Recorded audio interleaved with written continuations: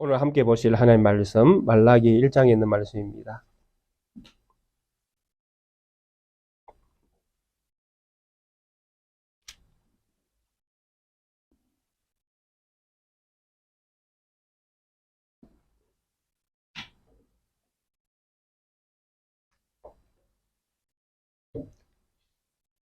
말라기 1장 함께 한 목소리로 합독하겠습니다. 여호와께서 말라기를 통하여 이스라엘에게 말씀하신 경고라. 여호와께서 이르시되 내가 너희를 사랑하였노라 하나 너희는 이르기를 주께서 어떻게 우리를 사랑하셨나이까 하는도다. 나 여호와가 말하노라. 에서는 야곱의 형이 아니냐. 그러나 내가 야곱을 사랑하였고 에서는 미워하였으며 그의 산들을 황폐하게 하였고 그의 산업을 광야의 이리들에게 넘겼느니라. 에돔은 말하기를 우리가 무너뜨림을 당하였으나 황폐된 곳을 다시 쌓으리라 하거니와 나 만군의 여호와는 이르노라. 그들은 쌓을지라도 나는 흘리라. 사람들이 그들을 일컬어 악한 지역이라 할 것이요 여호와의 영원한 진노를 받은 백성이라 할 것이며 너희는 눈으로 보고 이르기를 여호와께서는 이스라엘 지역 밖에서도 크시다 하리라. 내 이름을 멸시하는 제사장들아 나 만군의 여호와가 너희에게 이르기를 이 아들은 그 아버지를 종은 그 주인을 공경하나니 내가 아버지일진데 나를 공경함이 어디 있느냐. 내가 주인일진데 나를 두려워함이 어디 있느냐 하나 너희는 이르기를 우리가 어떻게 주의 이름을 멸시하였나이까 하는도다. 너희가 더러운 떡을 나의 제단에 드리고도 말하기를 우리가 어떻게 주를 더럽게 하였나이까 하는도다. 이는 너희가 여호와의 식탁은 경멸히 여길 것이라 말하기 때문이라. 만군의 여호와가 이르노라. 너희가 눈먼 짐승 제물을 바치는 것이 어찌 약하지 아니하며 저는 것 병든 것을 드리는 것이 어찌 약하지 아니하냐. 이제 그것을 너희 총독에게 드려보라. 그가 너를 기뻐하겠으며 너를 받아주겠느냐. 만군의 여호와가 이르노라. 너희는 나 하나님께 은혜를 구하면서 우리를 불쌍히 여기소서 하여 보라. 너희가 이같이 행하였으니 내가 너희 중 하나인들 받겠느냐. 만군의 여호와가 이르노라. 너희가 내 제단 위에 헛되이 불사르지 못하게 하기 위하여 너희 중에 성전문을 닫을 자가 있었으면 좋겠도다. 내가 너희를 기뻐하지 아니하며 너희가 손으로 드리는 것을 받지도 아니하리라. 만군의 여호와가 이르노라. 해 뜨는 곳에서부터 해 지는 곳까지의 이방 민족 중에서 내 이름이 크게 될 것이라. 각처에서 내 이름을 위하여 분향하며 깨끗한 제단을 드리리니 이는 내 이름이 이방 민족 중에서 크게 될 것임이니라. 그러나 너희는 말하기를 여호와의 식탁은 더러워졌고 그 위에 있는 과일 곧 먹을 것은 경멸히 여길 것이라 하여 내 이름을 더럽히는도다. 만군의 여호와가 이르노라. 너희가 또 말하기를 이 일이 얼마나 번거로운고 하며 코두섬 치며 훔친 물건과 저는 것 병든 것을 가져왔느니라. 너희가 이같이 봉헌물을 가져오니 내가 그것을 너희 손에서 받겠느냐. 이는 여호와의 말이니라. 짐승떼 가운데에 수컷이 있거늘 그 서운하는 일에 허음 있는 것으로 속여 내게 드리는 자는 저주를 받으리니 나는 큰 임금이요 내 이름은 이방 민족 중에서 두려워하는 것이 됨이니라. 만군의 여호와의 말이니라. 아멘. 말라기 1장에 있는 말씀을 우리가 함께 살펴보고 있습니다. 지난 시간에는 선택이 얼마나 큰 하나님의 사랑의 표현인가 하는 부분에 대해서 함께 말씀을 살펴보았습니다. 선택이 하나님의 큰 사랑일 수밖에 없는 것은 받을 수 없는 위치에 있는 자가 받기 때문에 그렇습니다. 그래서 받을 수 없는 자가 큰 자의 자리에까지 나아갈 수 있도록 그렇게 만들어주는 그 방식이 선택이라는 방식이었습니다. 그래서 하나님은 에서가 형임에도 불구하고 야곱을 선택함으로 야곱이 큰 자가 되는 복을 주셨습니다. 그래서 야곱이 큰 자가 되기 위해서는 그냥 선택으로만 되어지는 것이 아니라 그가 태어날 때에는 야곱, 약탈자라는 이름을 가지고 태어났지만은 그는 결국 이스라엘이라는 이름으로 변화되어야 되는 그런 사람으로 선택을 받았다는 것입니다. 그래서 이스라엘로 바뀌지 않으면 실상 야곱은 여전히 야곱일 수밖에 없는 것입니다. 우리가 하나님의 은혜로 하나님의 자녀로 선택을 받습니다. 선택받은 우리가 믿음으로 하나님 나라에 결국 들어가야 되지 않습니까? 그래서 그렇게 하나님의 선택을 받은 이런 하나님의 큰 사랑, 가장 기본적인 하나님의 선택에 담겨져 있는 이 기본적인 사랑을 우리는 천국 가는 그날까지 이 선택이 얼마나 큰 사랑인가를 절대 잊어버리면 안 된다는 것입니다. 그것이 신앙생활에서 가장 중요한 어떤 신앙생활의 근본이 될 수 있습니다. 근데 실상 이게 신앙생활을 하다 보면 이런 근본적인 것들이 많이 무시되는 경우가 많다라는 것입니다. 한국 교회가 1907년 대부흥운동을 통해서 엄청난 어떤 그 역사에 참 큰 일들이 일어났지 않습니까? 그래서 2000년 이 무렵에 한국의 기독교 성도들의 수가 1천만 명이 된다 이렇게까지 통계적으로 말하던 시절이 있었지 않습니까? 이렇게 한국 교회가 큰 부흥의 역사를 경험할 때에 한국의 모든 교회들이 뭐라고 말했습니까? 하나님께서 주신 큰 복이다. 하나님의 은혜다. 이렇게 다들 교회가 그렇게 크게 되어진 것들에 대해서 고무적인 반응들을 보였지 않습니까? 그러나 실상 지금 한국 교회는 어떤 상황 가운데 놓여 있을까요? 부흥이라는 이런 엄청난 것들을 경험하니 교회들이 커졌다라는 것입니다. 교회당이 커지고 사람들이 많이 모이고 그렇게 되어지니까 그 교회당이 하나의 권력이 모이는 집단이 되어버리고 거기에서 목사, 장로, 집사가 되어지는 것은 엄청난 어떤 권력을 갖는 것처럼 이렇게 사람들이 인식을 하고 큰 교회, 큰 예배당. 그래서 크게 지어놓고 많은 사람들이 모이니까 결국 그런 영광들을 사람이 만든 줄 착각하게 되었다라는 것입니다. 그래서 그 결과로 우리가 보고 있는 것이 무엇입니까? 교회의 세습 아닙니까? 아버지가 아들에게 교회를 물려주는 이런 엄청난 비극들이 일어나고 있지 않습니까? 왜 그렇습니까? 교회가 사유화되었다라는 것이죠. 자기 것으로 생각한다라는 것입니다. 그리고 직분도 내 것이라고 생각하는 것이죠. 저희 교단이 가지고 있는 질서의 직분은 교회에게 맡겨진 걸로 해석을 합니다. 개인에게 주어진 것이 아니라. 그래서 이런 엄청난 경험을 하면서도 결국 교회가 그렇게 타락할 수밖에 없는 원인이 어디에 있겠습니까? 바로 기본을 잊어버렸다는 것입니다. 우리가 이미 살펴보았던 요한계시록에도 보면 에베소 교회가 잃어버렸던 것이 무엇입니까? 첫사랑이었지 않습니까? 서머나 교회입니까? 그래서 처음 하나님께서 베풀어 주셨던 이런 사랑, 첫사랑, 선택, 하나님의 선택이 왜 사랑인지를 실상 믿음의 생활 가운데에 이것이 계속적으로 경험이 되어지지 않으면 결국 인간은 자기식으로 신앙생활을 할 수밖에 없게 되어진다는 것입니다. 그리고 뭔가가 되어지면 꼭 자기 믿음이 좋아서 자기가 뭔가 이룬 것처럼 이렇게 착각을 하게 되어진다는 것입니다.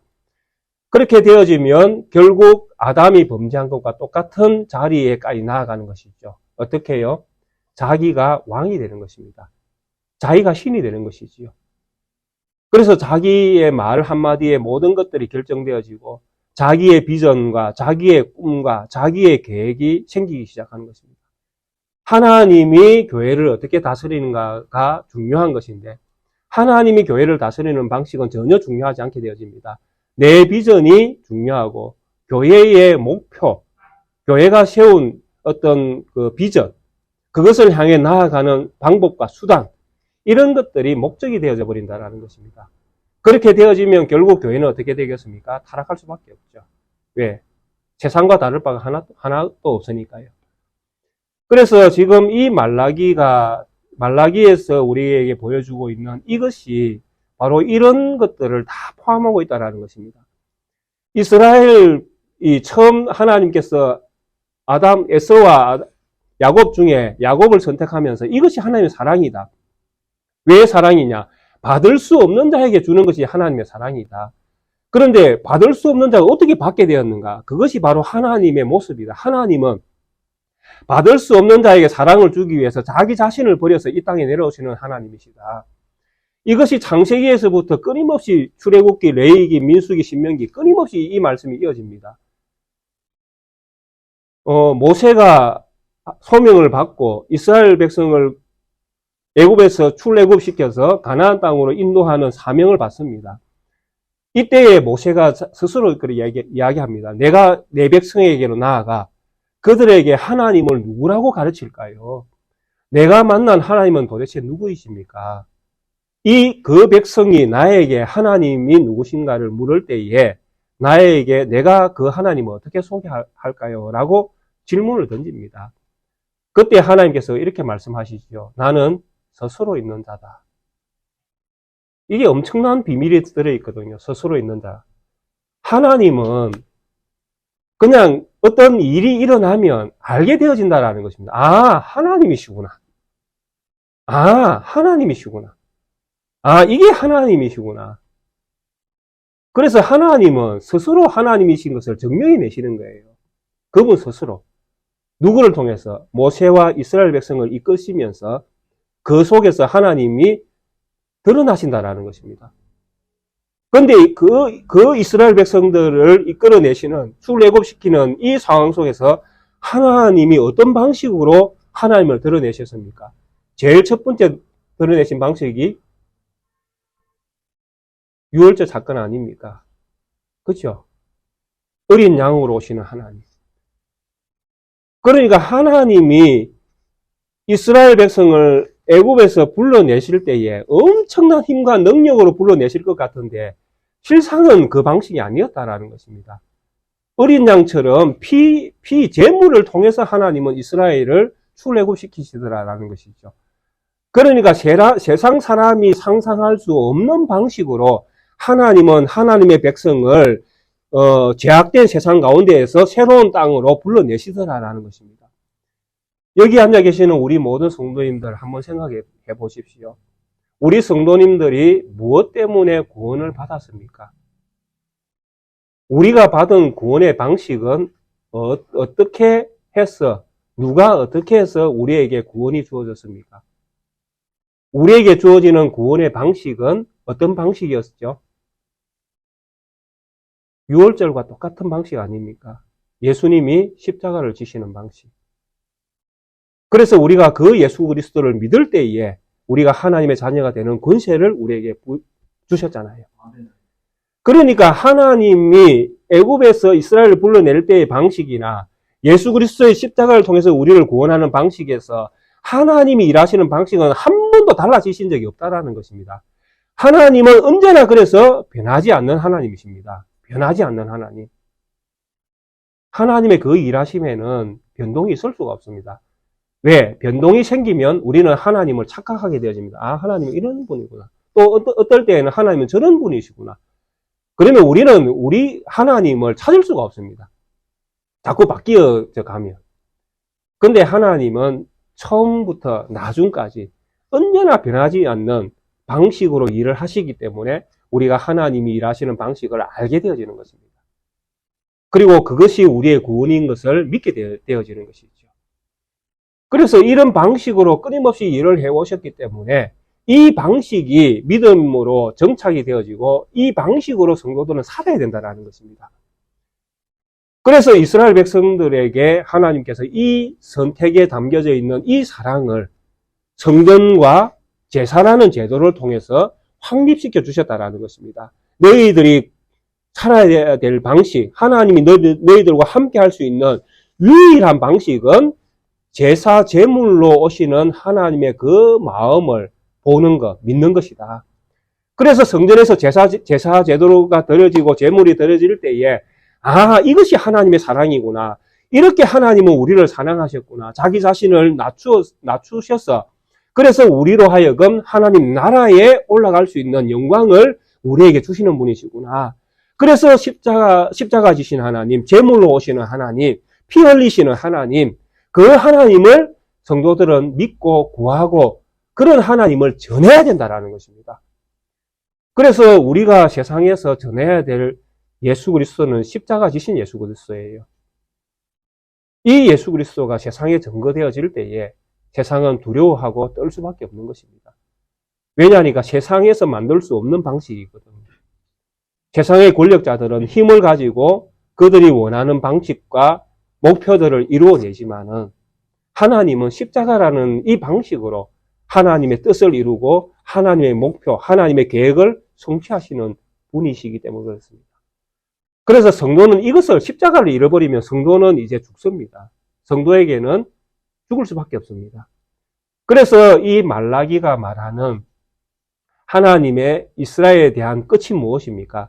너희들을 멸망시켜버리겠다라는 것이 이 말라기의 예언의 끝입니다.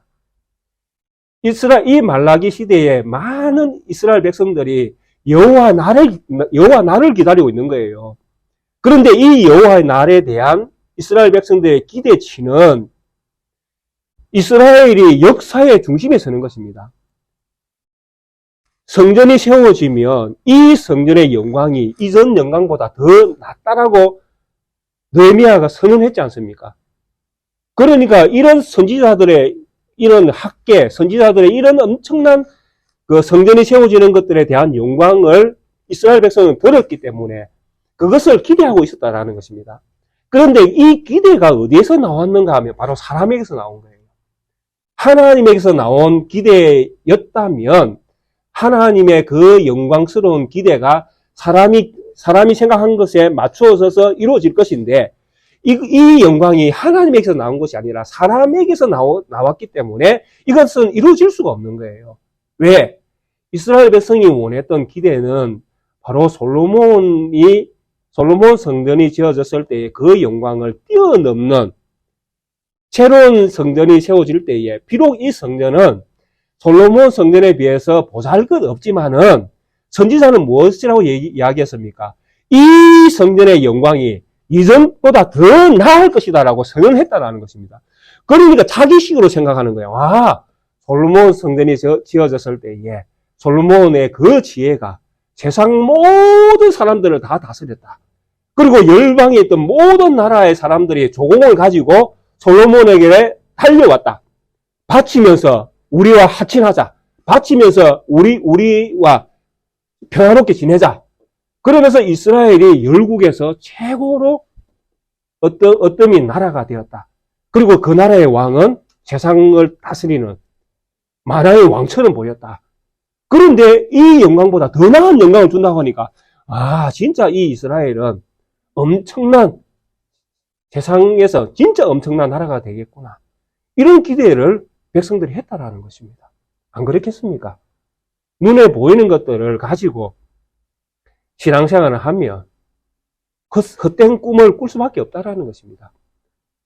그런데 성전이 세워집니다. 516년에 BC 516년에 성전이 세워지지만은, 그리고 80년, 90년, 100년이 흘러가지만, 이스라엘이 해방되거나, 이스라엘에 솔로몬 같은 지혜로운 왕이 등장하거나, 메시아로 오시는 그 구원자가 나타나거나, 이런 전혀 변화가 없는 것입니다.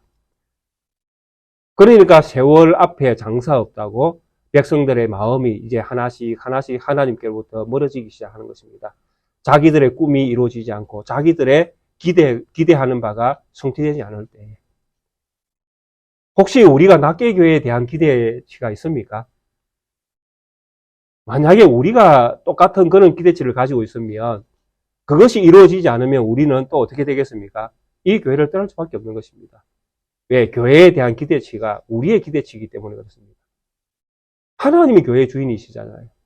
근데 항상 사람은 항상 말은 하나님이 교회의 주인이라고 해도 교회를 만들어가는 것은 우리라고 자꾸 생각하는 거예요. 그래서 내 기대치가 있고 내가 바라는 교회의 어떤 그 모양이 있는 거예요. 근데 그게 실상 우리의 현실에서 잘 이루어지지 않고 천천히 보이지도 않는 진짜 보이지도 않는 이런 것처럼 이렇게 교회 안에 그런 역사가 나타나면 실정을 느끼게 되는 것이죠. 힘들어하고 하나님 우리 교회는 안 계신 것처럼. 그러니까 이스라엘이 이렇게 타락할 수밖에 없는 이유가 바로 이런 데 있거든요. 자기의 기대치가 무너질 때에, 자기의 꿈과 비전이 사라질 때에 그들이 믿던 믿음에서 그들은 점점 멀어질 수밖에 없는 것입니다. 그래서 결국 이들이 가지고 있는 것이 무엇입니까? 하나님의 이름을 멸시하는 것. 그 6절에 그렇게 말씀하고 있잖아요. 내 이름을 멸시하는 제사장들아, 나 만군의 여호와가 너희에게 이르기를, 아들은 그 아버지를, 종은 그 주인을 공경하나니 내가 아버지이고 내가 주인인데도 너희가 나를 공경하거나 두려워하는 것이 어디에 있느냐. 그러면서 주의 이름을 멸시하는도다. 이렇게 말하지 않습니까? 이스라엘 백성이 주의 이름을 멸시하는 겁니다. 근데 이 주의 이름을 멸시한다는 말이 무엇이겠습니까? 이름이라는 것은 성경에서 하나님이 내 이름 이렇게 이야기할 때 이 이름은 하나님 자신을 그대로 나타나는 것입니다. 이름 속에 그 사람이 누구인가에 대해서 다 인격적으로 모든 것들이 다 들어있잖아요.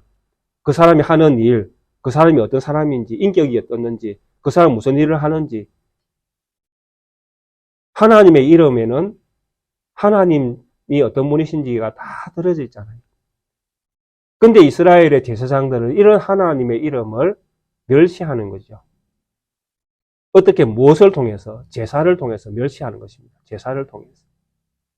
하나님은 제사 제도를 통해서 하나님이 야곱을 선택해서 사랑하신 그 사랑을 보여주셨습니다. 그 사랑이 어디에 담겨져 있었다고요? 제사에 담겨져 있었습니다. 그리고 이 제사는 이스라엘을 애굽에서 구원해낸 유일한 방법입니다. 그리고 이 제사는 이스라엘의 죄를, 이스라엘 일상에서 지었던 죄를 용서해주는 유일한 방법이 제사입니다. 그런데 이스라엘의 제사장과 이스라엘 백성들은 이 제사 속에 있는 하나님의 일, 하나님이 우리를 구원하는 방식, 하나님이 낮아지신 이유, 이 모든 것들이 제사에 다 담겨 있는데 이들은 이 제사를 멸시해버렸다. 자기 마음대로 제사를 드렸다. 무슨 이야기겠습니까? 그들이 받은 구원을 발로 뻥 차버리는 것이죠.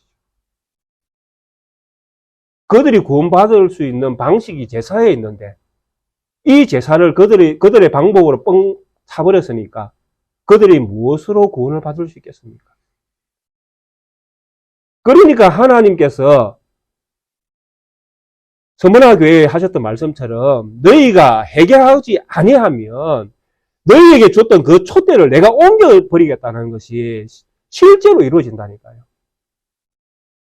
야곱으로 선택을 받았는데 야곱이 끝까지 야곱에서 이스라엘로 변화되지 아니하고 탈바꿈하지 못하면 결국 야곱은 야곱일 수밖에 없습니다. 그러면 하나님께서 야곱을 어떻게 하겠습니까? 뻥 차버리시겠죠.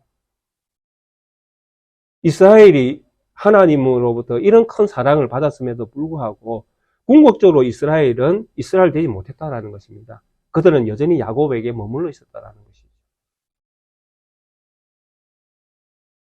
그래서 이런 어떤 이스라엘의 실상을 또 이스라엘이 제사 제도를 통해서 하나님을 멸시하니까 하나님의 이름을 멸시한다는 것, 하나님 자신을 멸시해버리는 것이니까 얼마나 하나님께서 이스라엘에게 주신 이 은혜가 얼마나 값없는 것, 가치 없는 것처럼 여겨지고 있습니까?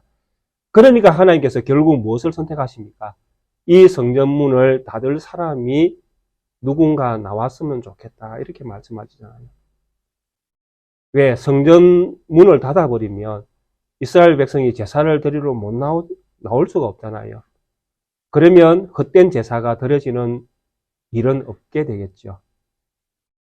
그런데 이것이 얼마나 무서운 말씀인지 이해가 되시지요? 성전문이 닫혀진다라는 것, 이스라엘 안에서 제사 제도가 없어진다라는 것, 무슨 말인지 이해가 되시지요? 하나님이 이스라엘 백성에게 준 자비와 긍휼, 구원의 은총을 거두어 버리시겠다는 말씀이죠. 우리에게 이야기하면 십자가 지신 예수 그리스도를 우리에게서 치워버리겠다는 말씀이죠. 무엇 때문에 하나님께서 이런 결정을 내리십니까? 이스라엘 백성이 하나님 앞에서 보이는 예배의 모습이, 그들이 하나님 앞에 나오는 믿음의 모습이 전부 다 드릴 수 없는 것들만 가지고 하나님 앞에 나온다라는 이야기입니다. 저는 거, 눈먼 거, 병든 거, 훔친 거. 뒤에는 훔친 것까지 나옵니다. 훔쳐서 하나님 앞에 나오는 거예요. 이 이야기를 성경이 하고 있습니까? 하지 않고 있습니까? 성경이 하고 있습니다. 레위기 22장에 보시면 하나님 앞에 드리지 못할 것에 대하여 분명히 하나님께서 제사장들에게 또 이스라엘 백성에게 말씀을 주셨습니다. 병든 거, 저는 거, 눕는 거, 이것을 드리는 자는 저주를 받을 것이라고 성경이 기록을 하고 있습니다. 레위기 22장, 신명기 15장. 그럼에도 불구하고 이스라엘 백성은 버젓이 보란 듯이 하나님 앞에 드리고 있었다라는 것입니다. 우리가 하나님 앞에 나올 때에, 예배 드릴 때에 우리가 십자가 없는 예배를 드리면 이런 취급을 당할 수 있다는 것입니다. 우리 속에, 우리의 마음에, 우리의 믿음에 예수 그리스도의 십자가 없으면 우리가 드리는 예배가 이런 예배가 될 수 있다는 것입니다. 오늘날 우리의 예배는 성경이 명확하게 정의를 내리고 있습니다. 그 정의가 무엇이냐면, 제가 예배 시작할 때마다 읽는 본문이잖아요. 요한복음에 나오는 4장에 나오는 말씀처럼 우리가 드리는 예배는 신령과 진정으로 드리는 예배가 되어야 됩니다. 근데 여기서 신령과 진정이라는 것이 정말로 잘 우리가 가지고 있어야 되거든요. 신령이라는 것은 성령을 말씀하시는 겁니다. 진정이라는 것은 진리의 말씀을 이야기하는 것입니다. 성령 안에서 우리는 예배를 합니다. 무슨 말인지 이해가 되십니까? 성령 안에서 우리는 예배를 할 수 있습니다. 그리고 이 성령 안에서 드려지는 이 예배에 무엇이 있어야 됩니까? 진리의 말씀이 있어야 됩니다. 진리의 말씀과 성령으로 우리가 예배 드릴 때에 하나님이 우리 가운데 계시는 것입니다. 그래서 진리의 말씀이 소중한 것이고 성령 안에 있는 것이 중요한 것입니다. 그런데 이 성령 안에 이 진리의 말씀이 무엇입니까? 예수 그리스도의 십자가와 부활 아닙니까? 이 예수 그리스도의 부활과 십자가와 부활이 우리로 하여금 성령으로 진리의 말씀으로 예배드릴 수 있는 통로가 되지 않습니까? 이 믿음으로 우리가 주님 앞에 서는 것입니다. 그래서 신령과 진정으로 예배를 드리기 때문에 우리의 예배는 장소에 매이지 않는 것입니다. 장소에 매이지 않고 시간에 매이지 않고 우리의 예배는 우리의 모든 삶을 통해서 예배가 되어야 된다는 이야기입니다. 그것이 신령과 진정한 예배입니다. 왜? 성령이 우리 안에서 나간 적이 없거든요. 성령은 언제나 우리와 함께 하시니까요. 이 성령 안에서 우리가 무엇을 가지고 있습니까? 진리의 말씀을 가지고 있잖아요. 예수 그리스도가 하나님의 아들이신 것을, 그분이 십자가 지시고 부활하시고 성천하시고 다시 오시는 놀라운 메시지를 우리에게 주셔서 우리가 그것을 믿고 있잖아요. 이 믿음으로 성령 안에서 우리는 예배자로 살아가고 있는 것입니다. 이것을 잃어버리면, 이런 예배의 진리를 잃어버리면 우리는 이 말라기 선지자를 통해서 이스라엘 백성이 듣는 그 물음을, 그 질책을, 경고의 메시지를 우리가 들을 수 있게 되어지는 것입니다. 하나님의 이름을 멸시하는 누구여? 네가 저는 것을 가지고, 네가 눈먼 것을 가지고, 네가 병든 것을 가지고 나에게 나오는도다. 네가 이 성전에 나오지 못하도록 누군가가 문을 닫는 자가 있었으면 좋겠다. 이것은 우리에게서 하나님의 자비를 거두어 가시는 하나님의 방식입니다. 이런 이스라엘이 이런 기본적인 것을 잃어버리니까 결국 이스라엘 백성들이 원하던 여호와의 날, 그러니까 이 여호와의 날이 오면 이스라엘은 이제 정말 열방에서 최고의 나라가 될 것이다. 메시아에 의해서 다스려지는 정말 멋진 이스라엘이 될 것이다. 그래서 우리는 이 이스라엘이라는 이 백성인 것을, 이스라엘 나라의 백성인 것을 우리는 엄청난 자부심을 가지고 사는 날이 우리에게 이를 것이다. 이렇게 이 말라기 시대에 이 이스라엘 백성은 이런 기대로 살아가면서 그들은 눈먼 거, 병든 거, 저는 거, 훔친 거, 이런 걸 하나님 앞에 드리고 있었다는 것이죠. 그런데 하나님께서 만군의 여호와가 말씀합니다. 너희가 기다리는 여호와의 날은, 이렇게 예배하면서, 이런 식으로 예배하면서 이스라엘의 부흥을 꿈꾸는 너희는, 그리고 너희가 기대하는 그 여호와의 날은 내가 너희를 버리는 날이 될 것이다. 이렇게 말씀합니다. 이 말라기가 그렇게 이야기합니다. 그래서 이것이 버려지기 때문에 무엇이 나옵니까? 오늘 설교의 제목이 나오는 것입니다. 이스라엘 지역 밖에서 크신 하나님이라 불려질 것이다. 이스라엘을 버리시고 하나님은 어디로 가십니까? 이방 땅으로 가십니다. 무엇 때문에 하나님이 이방 땅으로 가십니까? 바로 이스라엘이 하나님을 버렸기 때문에 그렇습니다. 하나님이 이스라엘을 버렸다고 착각하지 마십시오. 하나님이 이스라엘을 버리신 것이 아니라 이스라엘이 하나님을 버리는 것입니다. 하나님이 우리를 버렸다고 착각하지 마십시오. 하나님이 우리를 버리는 것이 아니라 우리 자신이 하나님을 버리는 거예요.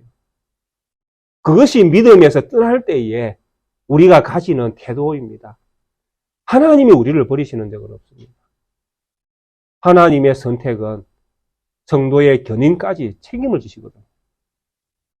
그런데 여기서 떨어지는 것은 인간이 교만하고 인간이 악하기 때문에 자기 스스로 하나님을 버리는 것이지 하나님이 하나님 자녀를 버리는 법은 없습니다.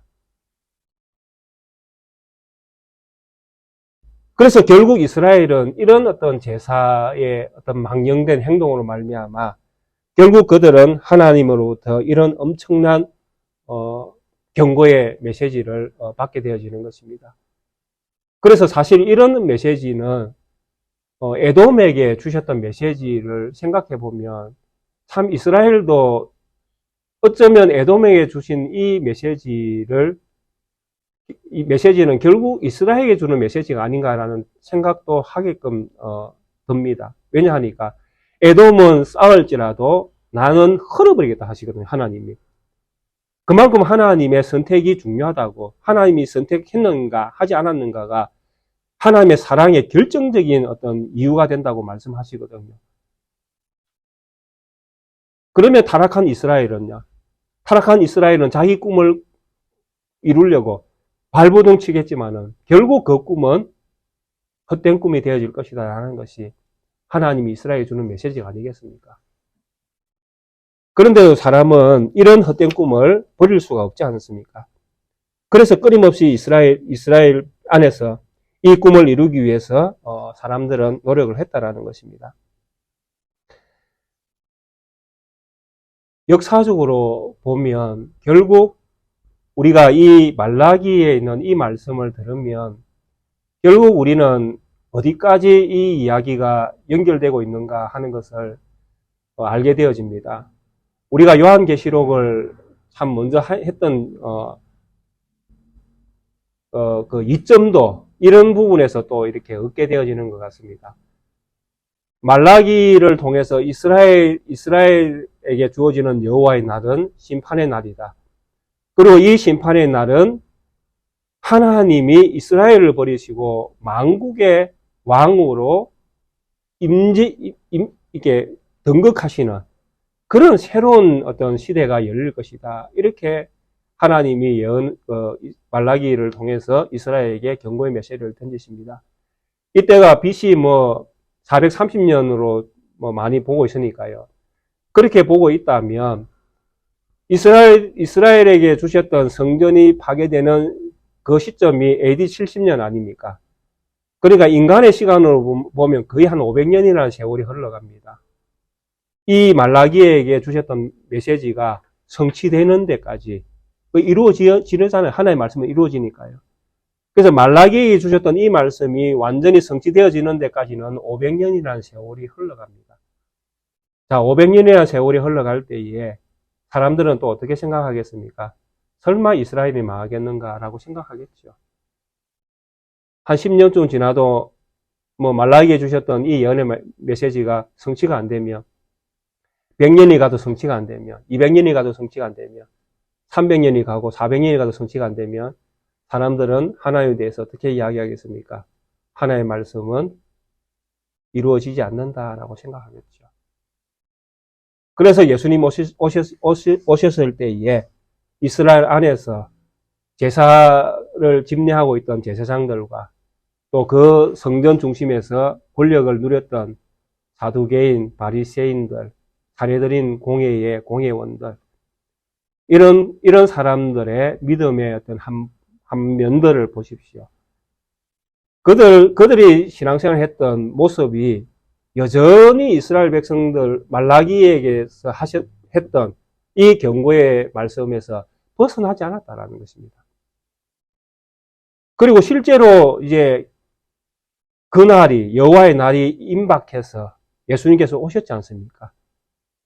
그래서 메시아가 이 땅에 오셨는데도 불구하고 이스라엘 백성들은 메시아를 보면서도 메시아인 줄 몰랐다라는 것입니다. 그래서 메시아인 줄 모르니까 결국 이 메시아를 어떻게 했습니까? 십자가로 내모는 그런 비극적인 사건을 이스라엘이 이루어내지 않습니까?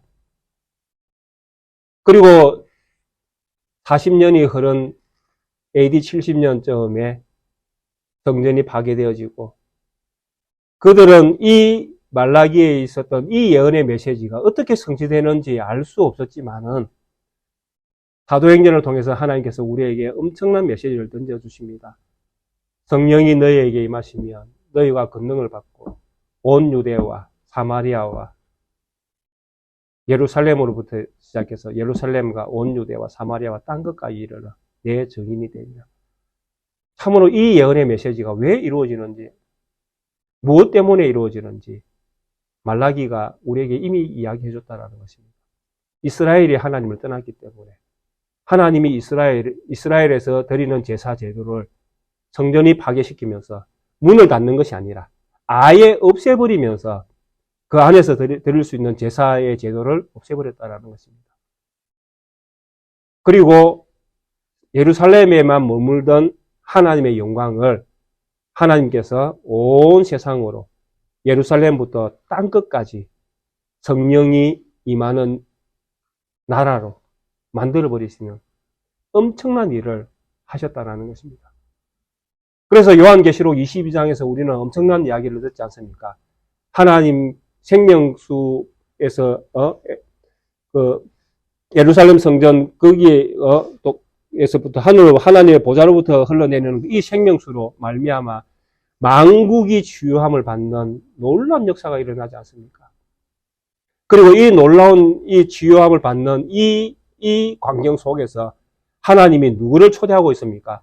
말씀을 듣는 모든 무리들을 초대하고 있지 않습니까? 누구든지 와서, 목마른 자는 누구든지 와서 마시라. 누구든지 와서 마시라. 이것이 요한계시록 22장의 결론이었지 않습니까? 누구든지 와서 마시라. 그리고 이 누구든지 마셔서 이 하나님의 나라에, 이 예루살렘 성전에 포함되는 이 예루살렘 성전에 들어가는 이 사람들은 마지막까지 자기 옷을 빨아야 된다. 이렇게 이야기하지 않습니까? 믿음을 지켜야 되는 것이죠. 끝까지 우리가 가진 첫 사랑을 버려서는 안 된다라는 이야기입니다. 죽음이 우리 앞에 이르는 날까지 우리는 예수 그리스도가 나의 구세주임을 절대로 잊어서는 안 된다라는 것입니다. 예수 그리스도의 십자가 외에는 우리는 답이 없다라고 그렇게 믿어야 된다라는 것입니다. 제사장이 왜 하나님의 이름을 멸시합니까? 제사에 있는, 제사 제도에 들어있는 하나님의 그 낮아지심을 그들이 제사를 넣어서 다 없애버렸다라는 것입니다. 이것이 답입니다. 이거 외에는 답이 없습니다. 이스라엘 백성이 구하고, 이스라엘 백성이 기대하고, 이스라엘 백성들이 정말 찾아야 될 것이 무엇입니까? 제사입니다. 제사. 제사를 잘 드려야 되지 않습니까? 그래서 제사가 다 잘 드려지고 나서 이스라엘 백성이 드린 제물로 인해서 제사장이 그 제물을 가지고 성막에 들어가서 제사를 다 드리고 난 다음에 이스라엘 백성에게 무엇을 선언합니까? 너희에게 평강이 있을지어다 선언하지 않습니까? 너희에게 평강이 있을지어다. 그러니까 우리가 구할 것은 이 제사밖에 없습니다. 지금 우리 시대에 이야기하면 우리가 구할 것은 십자가밖에 없다는 이야기입니다. 그런데 이 십자가를 다 제쳐놓고 나의 꿈을 이야기하고 나의 비전을 이야기하고 나의 계획을 이야기해버리면 결국 인간이 또 다른 인간의 세계를 만들어낼 수밖에 없다는 것입니다. 우리 개인도 마찬가지입니다. 우리 개인의 신앙생활 가운데에 십자가를 가져야 됩니다. 십자가를 버리면 결국 우리는 또 나의 꿈을 쫓아가게 되어질 것입니다. 신앙생활은 꿈을 가지고 하는 게 아니지 않습니까? 신앙생활은 뭘 가지고 하는 것입니까? 십자가를 믿는 믿음을 하는 것입니다. 그것이 진짜 신앙인 것입니다. 그 믿음으로 우리가 살아갈 때에 우리에게 소망이 있는 것입니다. 그리고 이스라엘 백성이 기대했던 여호와의 날, 진짜 우리가 기대하고 있는 날이 있지 않습니까? 주님이 다시 오시는 그날. 그날에 우리가 하나님의 영광에 참여하게 되어지는 것입니다. 십자가를 가진 성도로 살아갈 때에. 오늘 우리가 드린 이 예배와 우리가 가진 믿음의 정신이 무엇인지 이 말라기 1장을 통해서 우리가 마지막으로 정리하기를 원하는 것입니다. 하나님의 사랑이 우리에게 있습니다. 무엇을 통해서 그것이 확정되어집니까? 선택으로 말미암아 그것이 확정이 되어집니다. 바로 내가 여기에 있다라는 것은 하나님이 나를 선택하셨다라는 것입니다. 그리고 이 선택에는 하나님의 죽으심이 있습니다. 그분의 낮아지심이 있습니다. 이것을 성경은 하나님의 사랑이라고 우리에게 표현을 합니다. 하나님의 사랑이 낮은 자의 모습으로 우리에게 찾아오신 것이 선택이라는 방식이었습니다. 그리고 이 선택받은 하나님의 자녀는 낮아지신 하나님의 자비와 긍휼의 마음을 가지고 십자가를 구하는 믿음으로 살아가야 됩니다. 그 십자가를 구할 때에 우리에게 소망이 있고 우리에게 평강이 있고 우리에게 내일이 있는 것입니다. 그리고 이 십자가를 통해서 예배할 때에 십자가를 통해서 주신 진리의 말씀 안에서 성령을 통해서 예배할 때에 하나님이 우리 가운데에 평강을 더해 주시는 것입니다. 이런 신앙을 가지고 우리가 우리의 시대에 주신 소명을 따라 살아가야 우리에게 참 기쁨과 감사함이 넘칠 것입니다. 사랑하는 우리 낫게교회 모든 성도님들, 선택하신 하나님의 사랑을 기억하시고 그 사랑 안에서 십자가를 바라보시고 오늘도 십자가의 능력으로 우리에게 다가오신 예수 그리스도의 사랑이 우리에게 있음을 기억하시면서 우리의 믿음을 더욱더 견고하게 지켜 믿음의 생활을 하시는 우리 모든 성도님들이 되시기를 주의 이름으로 축원드리겠습니다. 함께 찬송가 313장을